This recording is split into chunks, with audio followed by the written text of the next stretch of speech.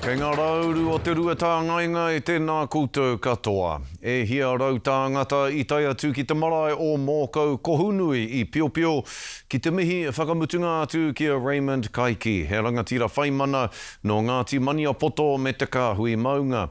He pō toko manawa mo o na hapori ki ngā kaupapa pēnei i te matatini, ka mahue i aia he ōhāki e whakatauira ana i te whakaiti, e whakaore ana hoki i te whakarauoratanga o te reo me o na tikanga.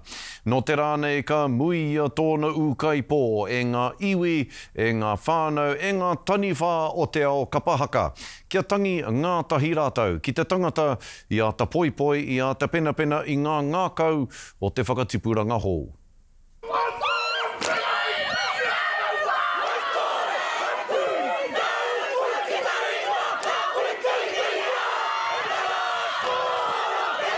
Tēnei te poroporo a ki whakamutunga mo te hautupu a Haka, a Raymond Kaiki.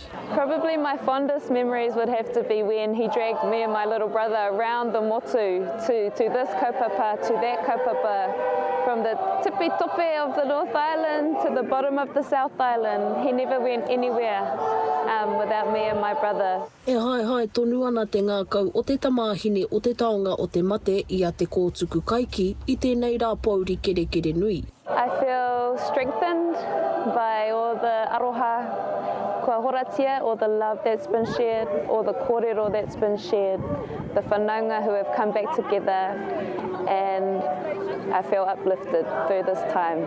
It's been my pillar, my po, since my po is now Maniapoto, my po kua wehe atu, but kua waihotia i au me te whānau nui rawa atu nei. E te māngai me au ana hera mono atu tupu turita. E ro te hononga ka Papa Raymond. Mai tana tamarikitanga, no hoi ki te taha tōku karaua e te hiwa, tōku kuia.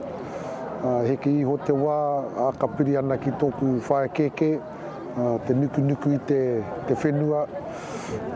Te rā, kei wainga e rā wā, kei te kite, kei te kore kite, kei te kite, kei te kore kite, e ro te wā.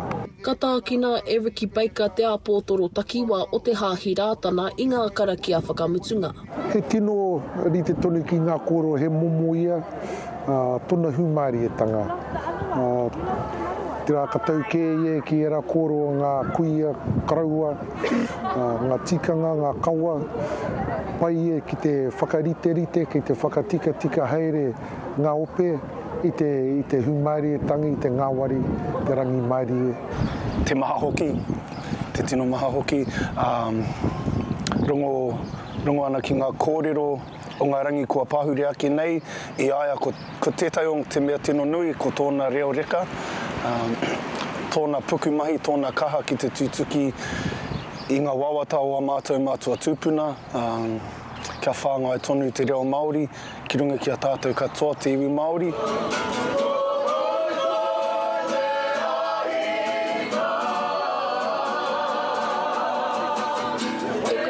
Kini ana te ngākau o whare kokatunga awhi kau rāua ko tana tama a Clive Jr. ki te rirunga o te pau o tō rātou kapa Haka o tūtū kāhika.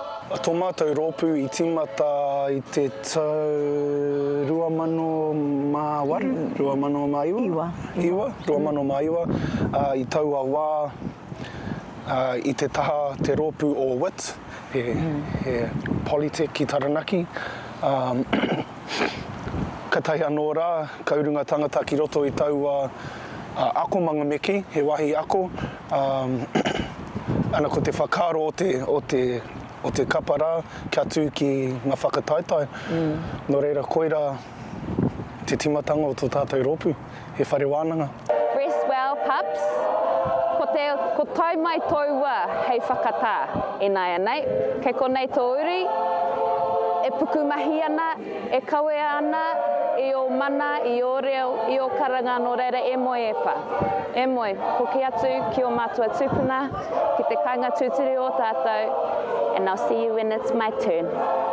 He mārama te kite i te aroha nui o tēnei iwi o Ngāti Maniapoto o te ao Haka anō hoki ki te hīkoi whakamutunga nui o Raymond Kaiki ki tua o Pairo.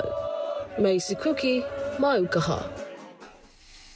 Tino tangata tērā tangata, haere atu rā koe te hoa.